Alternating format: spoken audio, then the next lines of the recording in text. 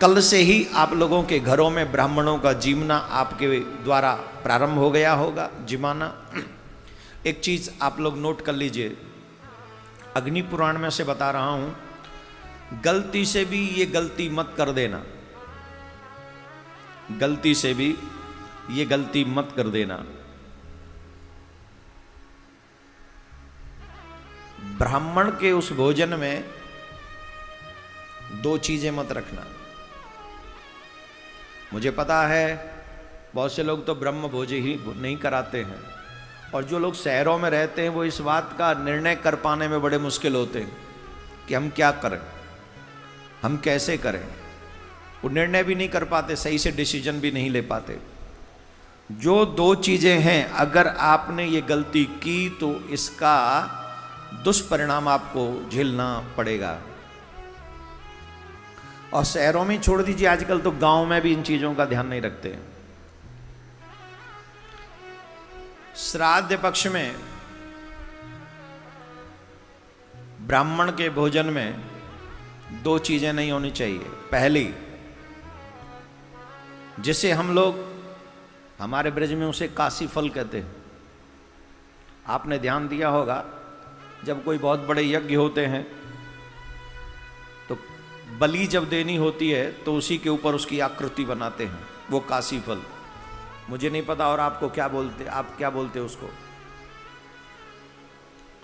बहुत गोल सा होता है जिससे पेठा बनता है। ध्यान से सुने, उसे पेठा भी कहते हैं, कद्दू भी कहते, काशी फल बोलते हैं हमारे यहाँ, और उससे पेठा बनता है। अगर ब्राह्मण के भोजन में, श्राद्ध पक्ष के भोजन में अगर हमने वो काशी फल की सब्जी बना दी तो पितृ घर से 1.5 किलोमीटर दूर से ही पहले भाग जाते हैं, आते नहीं, और क्रुद्ध होकर श्राप देकर जाते हैं। जो पितृपक्ष में, श्राद्ध पक्ष में हम ये भोजन इत्यादि करते हैं कि जिससे हमारे पितृ प्रसन्न हो, किया था कार्य इसके लिए, लेकिन अनजाने में अपराध कर बैठे और उस अपराध का दुष्परिणाम ये हुआ कि वो आशीर्वाद देने की बजाय और बद्दुआ दे के चले गए।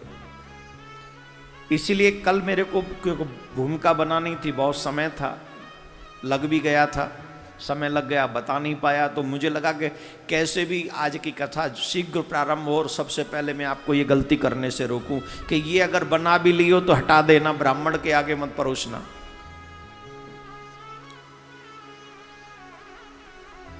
और जो लोग अभी सुन रहे हैं जिनके घर में आज ब्राह्मण भोजन होने वाला है, एक और चीज सुन लीजिए, इस अपराध से भी बचना है। भैंस के दूध से गाय खीर नहीं बननी चाहिए।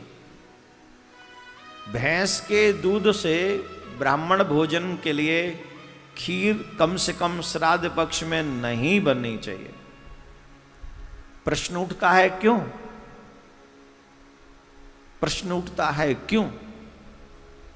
इसलिए यमराज की सवारी का नाम बताइए, जोर से बोलिए। भैंसा, उसकी मां का नाम क्या हुआ? जब कोई भी आत्मा को पितृलोक में ले जाया जाता है तो यमराज भैंसे पे सवार होकर उन पितरों के सामने, पितरों के जो इष्ट हैं उनके सामने पहुंचते हैं, और पितृ लोग उन्हें हाथ जोड़ के पूछते हैं, यमराज आप कैसे पधारे? यमराज उन्हें हाथ जोड़कर प्रणाम करते हैं, मैं आपको नमस्कार करता हूं, आपके पास एक प्रार्थना लेकर आया हूं। बोले क्या कहना चाहते हो? आप कहो कि ये जिसकी सवारी में करता हूं वो भैंसा है। आप ये अपने सभी पितृलोक में सभी आत्माओं से एक बात कह दें कि कोई भी आत्मा मेरे भैंसे की मां के दूध से बनी हुई खीर को स्वीकार ना करे, क्योंकि इससे मेरे इस सवारी को कष्ट होता है, भैंसे को कष्ट होता है। तो इसलिए आप अगर निवेदन कर देंगे तो कोई भी उसको स्वीकार नहीं करेगा। तो वो वचन देते हैं एवमस्तु, ऐसा ही हो। इसलिए कभी भी पितरों के भोजन में भैंस की दूध की खीर मत बनाइएगा, अभी से नोट कर लो। और कईयों के तो बन गई होगी आज, मैं यकीन से कह रहा हूं कईयों की बन गई होगी, लेकिन जिनकी बन गई है वो ब्राह्मण को मत परोस देना। बाजार से लाई हुई कोई मिठाई जिसमें दूध इन्वॉल्व हो, वैसे तो बाजार से लाई गई कोई मिठाई नहीं परोसनी चाहिए श्राद्ध पक्ष में। अपने पितरों के भोजन में क्या करें, बोले अपने ही घर में बनाओ, चाहे हलवा ही बना लो। कई मिठाइयां माता बनाना जानती हैं अपने हाथ से, हलवा तो कोई भी बना लेगा, उस हलवा में दूध का प्रयोग नहीं होता है। अगर दूध की भी कोई मिठाई बनानी है या खीर भी बनानी है तो आपको विश्वास होना चाहिए कि वो गाय के दूध के ही है। शहरों में आप लोग दूध मंगाते हैं, कौन ले आए कैसे ले आए नहीं पता। कई बार तो हमारे मिल्कमैन भी बहुत अच्छे होते हैं, वो कहते शुद्ध गाय का है और वो शुद्ध भैंस का ही होता है। जिसको वो कहते हैं शुद्ध गाय का है वही शुद्ध भैंस का होता है। और गजब की बात तो यह है कि रहने वालों को पीने वालों को ये पता ही नहीं कि गाय का है कि भैंस का है। आप कहो तो मैं बताऊं, मुझे पता है गाय के भैंस के दूध में अंतर क्या है। बताऊं, कौन कौन जानता है? आप जानते हो? फिर नहीं बताऊं, रहने दो। कईयों को नहीं पता, उनको तो लगता है विटामिन्स दूध है। भैंस का जो दूध होता है वो गाढ़ा होता है, बहुत गाढ़ा। आप उसको उंगली डुबाएंगे बहुत देर तक आपकी उंगली से चिपका रहेगा, गाढ़ा होता है। और गाय का जो दूध होता है वो गाढ़ा नहीं होता है, थोड़ी देर लगाओ उंगली एकदम साफ हो जाएगी। ऐसा ही होता है ना। किस किस के घर में गाय है? गाय रखा करो। गाय यहाँ भी सुख देती है और वहाँ भी सुख देती है। जो गाय की पूजा यहाँ नहीं करते उनके यमराज के दूत वहाँ सेवा करते हैं। आगे कथा में आज सुनाऊंगा, बेटा कान खड़े हो जाएंगे तुम्हारे, आज सुनो तुम कथा। तो खैर मैं आप सबको ये बता रहा था कि आप लोग सभी न तो भैंस के दूध की खीर ब्राह्मणों को परोसें, बाजार की लाई हुई मिठाई ब्राह्मणों को न परोसें, काशी फल की सब्जी जिसे पेठा कहते हैं वो न ब्राह्मणों को परोसें, सीधा जो नमक होता है वो नमक न दें उन्हें, अचार न दें उन्हें। समझ लीजिए, ब्राह्मण के भोजन में अचार मत दीजिए, मिर्च मत दीजिए, नमक मत दीजिए अलग से। जो सब्जियों में बन गई वही दे दीजिए बस।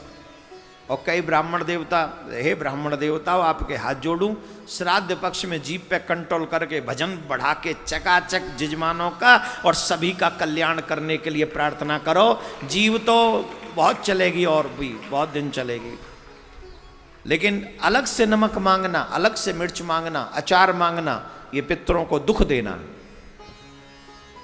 इसलिए सभी ब्राह्मण देवताओं को भी मैं उनके श्री चरणों में नमन करता हूं जो भोजन करने जाते हैं। और आप सब भी जितने जजमान लोग हैं, जिनके घरों में, जजमान क्या सभी पितरों की सेवा करने के लिए हम लोग प्रयासरत रहते हैं, तो आप सब से मेरी ये आग्रह है, प्रार्थना है, अगर चाहते हैं आपके पितृ आप पर प्रसन्न रहें तो इन चीज़ों का स्पेशली ध्यान रखिए। बोलो राधे राधे।